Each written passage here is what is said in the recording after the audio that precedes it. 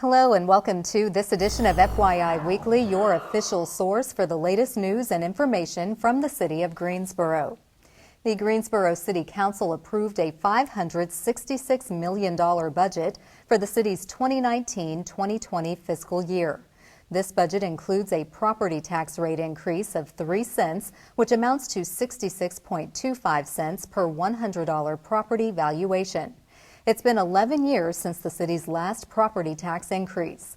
This budget includes improvements to transportation services, MWBE activities, libraries, zoning, the Plan to Play Master Plan, and the Greensboro Science Center. As of July 1st, residents will also pay a monthly fee of $2.50 per household, which allows the city to continue its recycling program. Water and sewer rates will also increase by 4% for customers inside and outside the city limits. The extra funds support the city's commitment to improve water quality and infrastructure. The average water bill for a customer within the city limits will increase to $1.81 per month, while the average bill for a customer outside the city limits will increase $4.52 per month. Despite the increase, Greensboro residents still maintain one of the lowest water rates in North Carolina. Home ownership in Greensboro is achievable for those thinking about buying. Assistance with financing and closing costs will be available at the city's Homebuyers Fair, hosted by the Neighborhood Development Department. The event is designed to provide referrals and answers to common questions about buying a home. This free event is floating open from 4 p.m. to 8 p.m. on Thursday, June 27th at Barber Park Event Center. The first 50 people to attend will receive a raffle ticket for a Stanley 167-piece home repair toolkit. 5 information sessions will take place and 20 local vendors will be on hand to supply information about everything from housing availability and working with a realtor to identifying financial assistance and calculating closing costs. The Home Buyer Fair will kick off with remarks from City Council member Sharon Hightower and Stan Wilson, Director of the Neighborhood Development Department.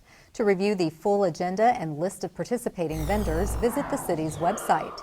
The Barber Park Event Center is located at 1502 Barber Park Drive.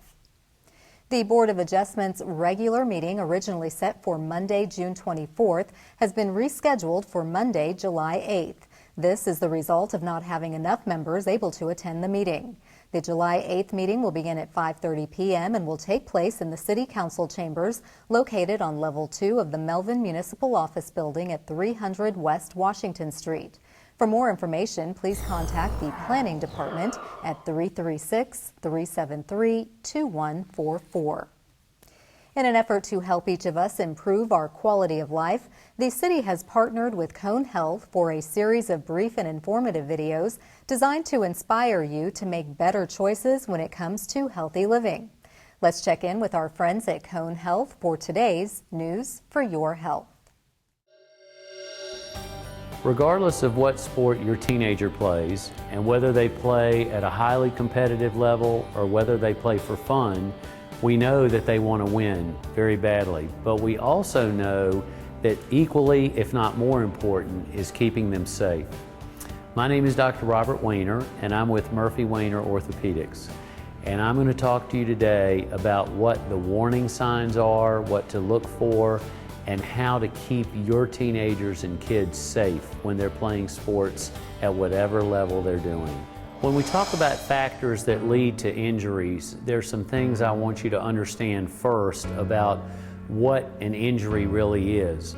Injuries can be from one particular event, such as you're running down the field and you go to make a hard cut and your knee gives out. That's one particular event. Or an injury can come from overdoing the same activity over and over again. We call those overuse injuries.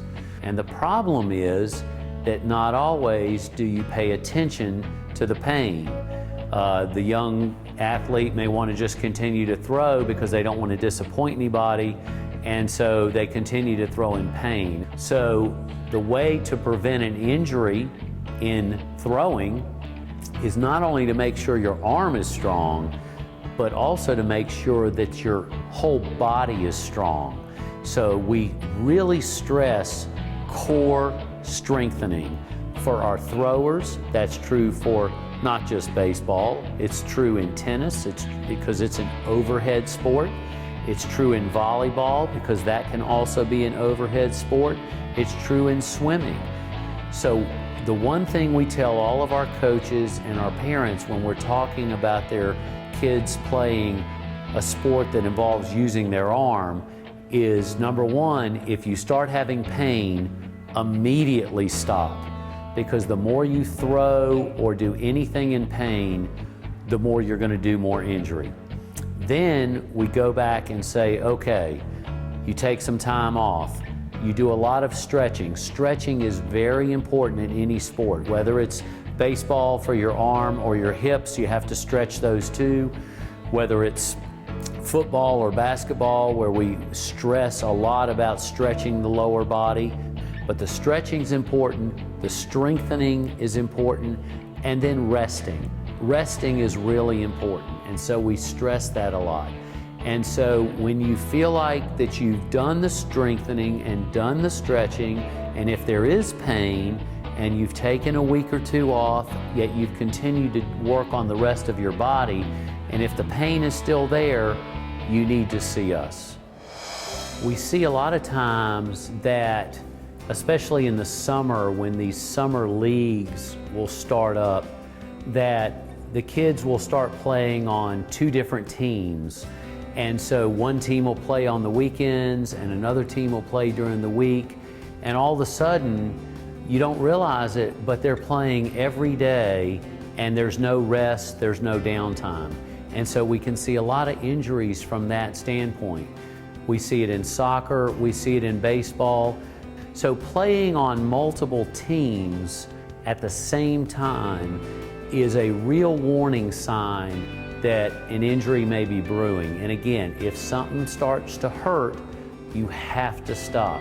The other thing that we see that goes along with this is that there are many times where there are big tournament weekends and there'll be 3 or 4 games a day on a Saturday and then on a Sunday. And that's also a potential recipe for a problem. So really paying attention to the amount of time that the young athlete is playing when you don't think it's a big deal, but if you start adding it all up, it's an incredible amount of exposure to the same sport, the same stress on their body over and over again. Just remember, at the end of the day, it's equally important not just to win and to outscore the other team, but also to make sure that you stay safe and healthy. So thank you. Now, for any other information on these topics, go to conehealth.com/orthopedics and you can find all that information that you need. Thank you. Programs are available this summer for kids with disabilities who want to learn how to ride a bike. We'll have that story and more news coming up after the break. Stay with us.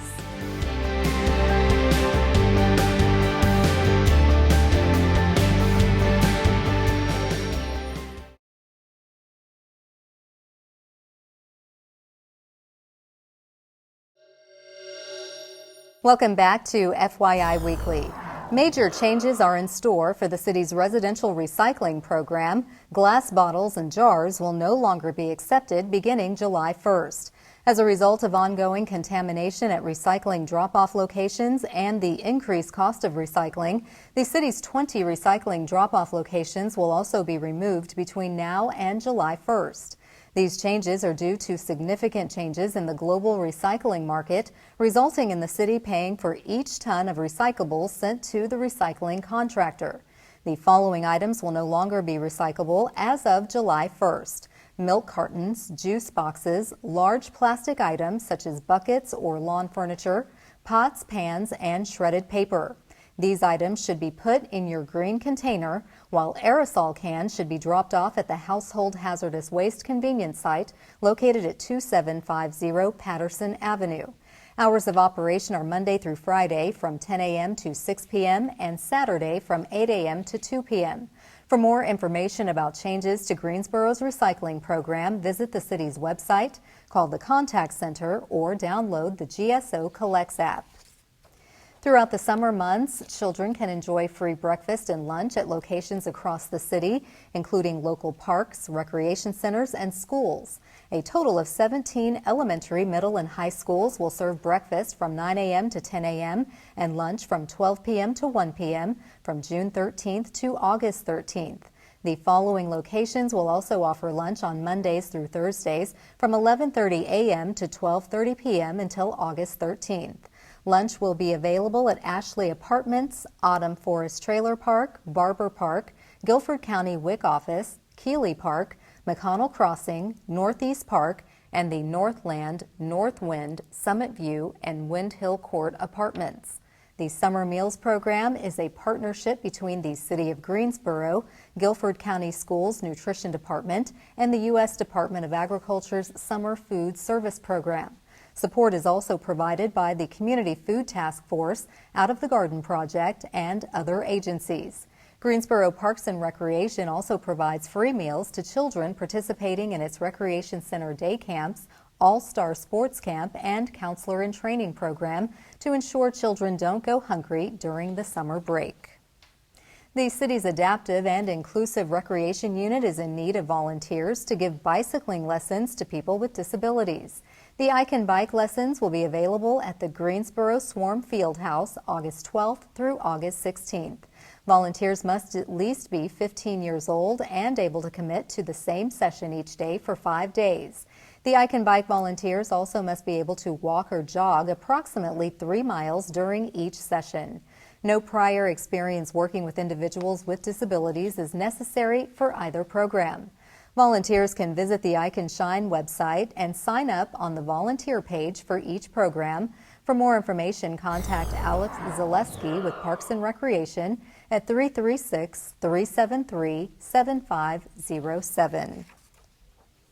In an effort to spotlight and celebrate local artists, business owners, community builders, and essentially the next generation of leaders, the city is proud to partner with Action Greensboro to introduce our Made in Greensboro series. This day, we place the spotlight on the dynamic design schemes of Nadia Hassan.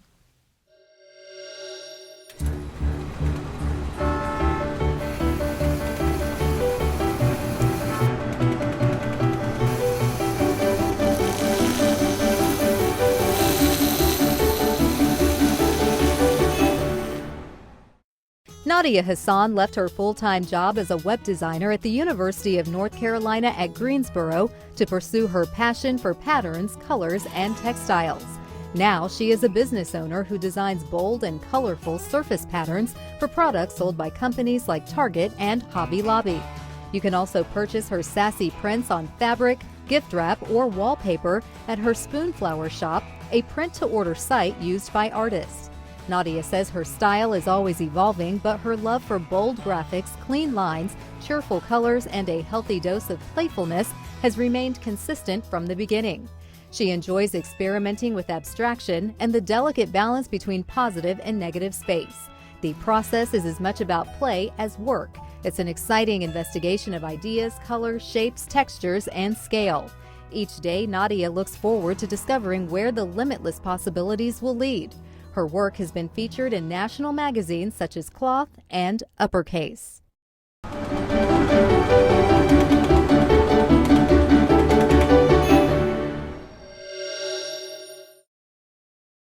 To learn more about Made in Greensboro or to see more images taken by photographers Jerry Walford and Scott Mothersbaugh, visit the Action Greensboro website at madeingso.com. Supporting minority-owned businesses is a top priority for the city, with an office devoted to Minority and Women Business Enterprise, or MWBE. Coming up after the break, find out how these businesses can improve their chances of contracting with the city. Stay with us.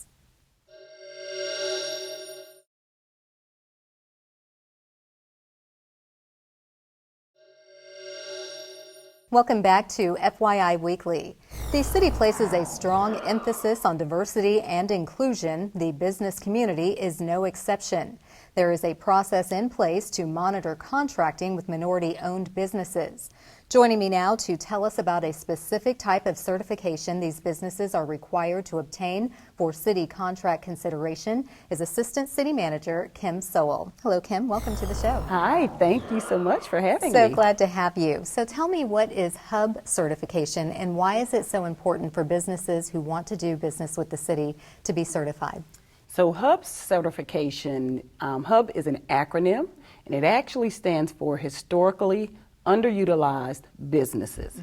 And we, with the city, more commonly refer to HUB certification is MWBE certification. And MWBE is an acronym for Minority and Women Business Enterprises. And so it's important for these businesses to be certified because it exposes them to contracting and procurement opportunities, not just with the city of Greensboro, but also statewide. And in order to be certified as a HUB, you have to fit into one of the ethnic categories of either being Black, Asian American, American Indian, or Hispanic, and you can be a male or female in those ethnic categories, or Caucasian women are also considered HUBs or MWBEs as well. So there's a broad range and you can fit into one of those classifications. So if you are a business owner, how do you go about becoming certified with the city of Greensboro? That's a great question. And actually the city itself does not conduct the certification process. So there are two agencies in our state, the North Carolina Department of Administration and the North Carolina Department of Transportation, that actually will allow people to submit the applications to become certified. And so in order to become certified, it's an online process, and you do have to submit documentation, proof of ethnicity. The business owners also have to either own 51% of the business or make management decisions for 51% of the decisions that are made. And so you have to provide documentation as proof of those types of things. So you go through that process, submit the documentation. It can take anywhere from 45 to 90 days to actually become certified. But once you go through that process, you receive notification that you're certified, then you can contact the City of Greensboro's MWBE office. Let us know that you're certified. That's one way. The other way is we also weekly go to the North Carolina Department of Administration, North Carolina Department of Transportation's website, and we will pull down any new certifications that have been approved, and then we will add you to our list of certified MWBEs. Now we do have an MWBE office, a very dedicated team. Are they able to at least assist someone with that paperwork if they had questions, just to make sure that they're submitting what they need to? Right. They absolutely can. If they call the office, we can kind of walk them through the process of that online certification. And then we are also working with some of our external community partners to hold what we're calling certification workshops. So we have one tentatively scheduled for July 25th. It's going to be held at New Light Baptist Church, and that's on Willow Road here in Greensboro. And so we are taking the show on the road, and in conjunction with Piedmont Business Capital, Mr. Wilson Lester. He is going to actually conduct that workshop for us, and we plan to have computers on site to actually, provide hands-on assistance for people to become certified. Perfect. Now, of course, there's deadlines. Is this throughout the year, or is there a certain time of the year that you want to make sure to get the certification completed? As soon as possible, but there is no deadline. So this is something that can happen throughout the year. And so whenever they get certified, if they'll just let us know, we'll be sure to add them to our list of certified MWBEs. Okay, so we will direct people to our MWBE office if they have any additional questions beyond what you've shared. Absolutely. So thank you, Kim, for stopping by and telling us about HUB certification. And we hear a lot about minority involvement and wanting to support minority businesses. And this is the key to get that process started. Absolutely. So we look forward to getting a lot of certified MWBEs. Thank you so much. You're welcome. Stay tuned for a little-known fact about Greensboro as we tell you something about the city. That's coming up after the break. Stay with us.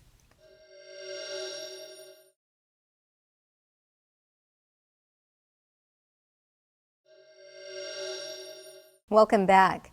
One way to stay informed about decisions that impact our city is by attending or tuning in to City Council meetings at 5:30 p.m. on the first and third Tuesdays of the month. The Greensboro City Council meetings are open to the public, but if you cannot make it to City Hall, we broadcast the meetings live right here on GTN, and we also stream the meetings live on the city's website. Starting in July, meetings on the first Tuesday of the month will take place in one of the city's 5 council districts to allow council members to engage more residents. Meetings on the third Tuesday of the month will continue to take place on Level 2 of the Melvin Municipal Office Building, located at 300 West Washington Street. The fourth Tuesday is reserved for a meeting as needed. To review the council meeting locations, schedule, and agendas, please visit the city's website. Here's an opportunity to learn a little something about the city. The Drama Center of City Arts has named Bags of Skin by playwright Pete Turner the winner of the 2020 New Play Project and Mark Gilbert Award. Bags of Skin is a dark comedy chock full of uncomfortable laughs. In the span of just 3 therapy sessions, who could possibly convince a man born with one hand that a divine being exists? Does a man with dwarfism, a woman with a twisted spine, or another woman whose own DNA is destroying her from the inside have a chance? Or will the one-handed man pull the others into his own dark abyss? Find out in January when Bags of Skin will be produced to kick off the 18th annual Greensboro Fringe Festival. Turner, a Greensboro resident, is an actor, playwright, and children's librarian at the Greensboro Public Library. His list of theatrical productions include the Dillsboro Pickle, Queen of 1955, My Brother's Funeral, Christmas Break, and Sniper. Pickle Queen was a finalist in Mockingbird Public Theater's Nest Fest and Barter Theater's Appalachian Plays and Playwrights Festival and received a production at Art Station. Coming up after the break, we'll showcase our department spotlight, but first, prepare to mark your calendar for all the great events happening this week on the town.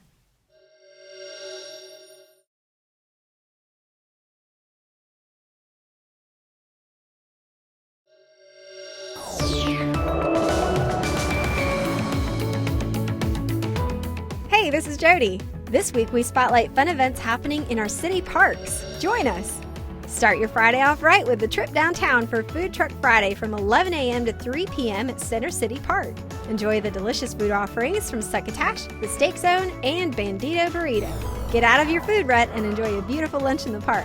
For more information, including a complete schedule of events, check out LeBauer Park's Facebook page. Later on at LeBauer Park, enjoy the film Fantastic Beasts: The Crimes of Grindelwald, hosted by UNC Greensboro and Greensboro Downtown Parks. The lawn opens for seating at 5 p.m. and the movies begin at sunset. Bring a blanket or lawn chair and enjoy this free movie at the park. For a complete list of movies showing this summer, go to the LeBauer Park Facebook page. If your teen has the summertime blues, tell them Summer Night Lights, also known as SNL, Greensboro's free series of summertime events and activities for teens, is hosting 2 different events on Friday. Starting at 3:30 p.m., McGirt Horton Library invites tweens and teens to unwind as we experiment with technology and explore the world around us through video games, board games, and other activities. Then at 7 p.m., teens 13 to 18 are welcome to attend a free event at the Greensboro Sportsplex, where there'll be a DJ, pizza, flag football, free games, and more. Doors close at 9 p.m., so get there early. Find more information at greensboro-nc.gov/SNL. On Saturday, head over to the City Sunsets concert series at LeBauer Park from 7 to 9 p.m. Come out to enjoy the warm weather while listening to stellar musical artists as the sun sets over the skyline. Dropping Julia will be performing their funky and melancholy pop rock with lively elements of gypsy jazz, rockabilly, surf rock, and funk layered over songs rooted in folk. Bring your blanket or lawn chair and enjoy. Visit GreensboroDowntownParks.org for more information. Don't forget, this summer, Greensboro children may get free breakfast and lunch at locations across the city, including local parks, recreation centers, and schools. Lunch is also offered Mondays through Thursdays now through August 8th as part of Energy at the Park, the supervised summer playground program from 10 a.m. to 3 p.m. Check out the complete list at greensboro-nc.gov/energy. Keep watching FYI Weekly right here on GTN to find out more about events happening on the town.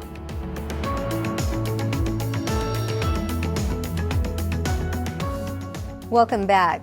The City of Greensboro has more than 20 departments and several divisions committed to serving you, our residents and visitors. Let's go behind the scenes in our department spotlight.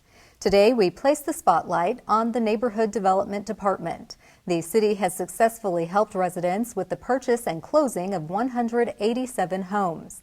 This comes 1 year after the changes made to the Home Buyers Down Payment and Closing Cost Assistance Program, or DPA. The Greensboro City Council approved raising the maximum income levels for the DPA program to include moderate income households. This has allowed more first-time home buyers to apply and qualify for the program. DPA provides up to $10,000 in down payment assistance and closing costs as a 5-year loan at 0% interest. If the buyer remains in the home for 5 years, they don't have to repay the loan. It's forgiven at 20% annually for each full year they live in the home. For more information about the city's home ownership services, visit the city's website. Straight ahead on the other side of the break is this week's Way to Go GSO shout out. Stay with us.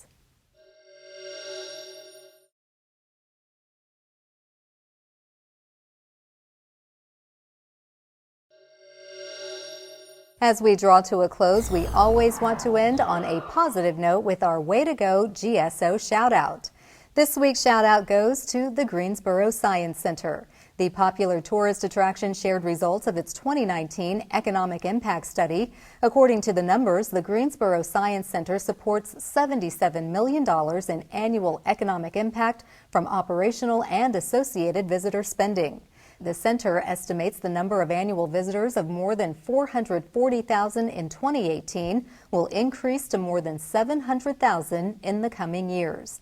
That increase will be in large part due to the expansion mapped out in the recently unveiled 2020-2030 master plan, dubbed the Gateway Project. This proposes a unique set of exhibits blending science and the arts.